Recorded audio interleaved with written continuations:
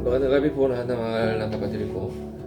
Okay, pagsimulan natin Biblia na meditation ngayon. Pamagat ng meditation ay sa diwa ng pag-ibig. Biblia, binibigyan sa atin ay Genesis chapter 4 verse 1 through 13. Okay, let's see the Bible.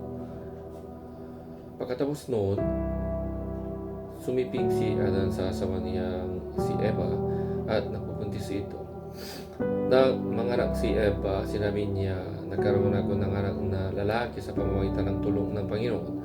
Kaya Cain ay ipapangalan ko sa kanya. At muling nanganak si Eva ng lalaki at Abel ay ipinalangan sa kanya. Nang lumaki na sila, si Abel ay naging pastor ng mga tupa at kambing. At si Cain naman ay naging magsasaka. Isang araw, naghandog si Cain sa Panginoon ng galing sa ani niya. Si Abel naman ay kumuha ng isang panganay sa mga inaalagaan niyang hayop. Ang kinatay ito ay inihandog sa Diyos ang pinakamagandang bahagi. Natuwa ang Panginoon kay Abel at sa handog nito. Pero hindi siya natuwa kay Cain at sa handog nito. At dahil dito, sumimango si Cain at labis ang kanyang galit. Kaya tinanong siya ng Panginoon, ano pa ikinagagalin mo? Bakit ka nagkasimangot? Kung mabuti lang ang ginawa mo, maligaya ka sana. Pero mag-ingat ka. Dahil kung hindi mabuti ang ginagawa mo, ang kasalanan ay magkahari sa iyo. Sapagkat ang kasalanan ay katulad ng mabagsik na hayop na nagpapantay sa iyo para tuklayin ka. Kaya kailangan talunin mo ito. Isang araw, sinabi ni Cain kay Abel, halika, pumunta tayo sa bukid. Nang naroon na sila, pinatay ni Cain ang kapatid niya si Abel. Pagkatapos nagtanong ang Panginoon kay Cain, nasaan ang kapatid mo? Sumagot si Cain, ewan ko, hindi ko alam kung saan siya. Bakit? Ako pa ang tagapagpantay niya. Sinabi ng Panginoon kay Cain, ano ang iyong ginawa? Ang dugo ng kapatid mo ay parang tinig na mamakaawa na parusahan ko ang tarong pumatay sa kanya. Dahil sa ginawa mo, isusumpag ka. Mula ngayon, hindi ka na magkakapagsak sa lupa na sumipsip ng dugo ng iyong kapatid na pinatay mo. Kahit magtanim ka pa, ang lupa ay hindi na magbibigay sa inyo ng ani. Ang wala kang pirmihang matitirahan. Kaya magpapagalag-galag ka kaisa. Amen. Magaling siya sa marami bagay, pero may problema at alam ito ng marami.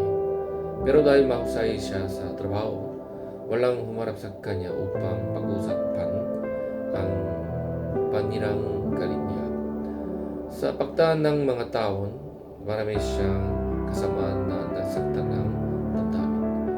Magaling nagtapos ang karera niya sa trabaho.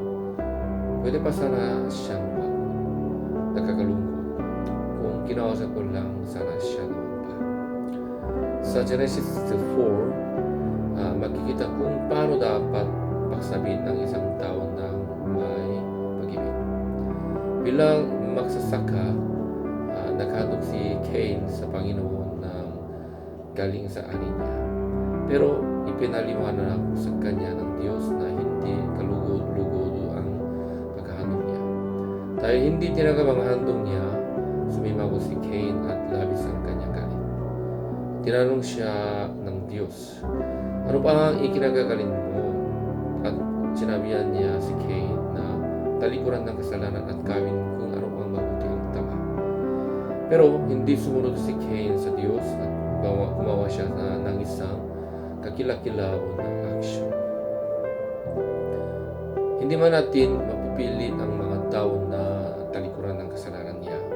Pwede natin silang kausapin na may habag.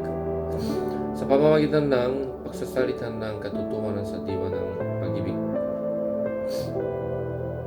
maaari tayong maging lubos na katulad ni Kristo.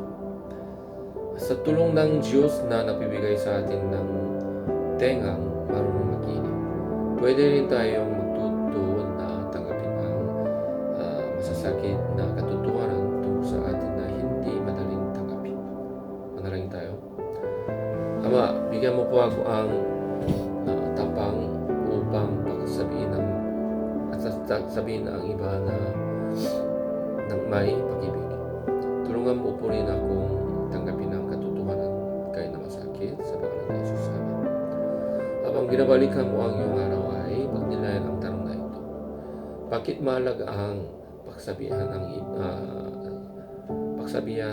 ang iba ng may pag-ibig? Paano mo tinatanggal ang mayroon pero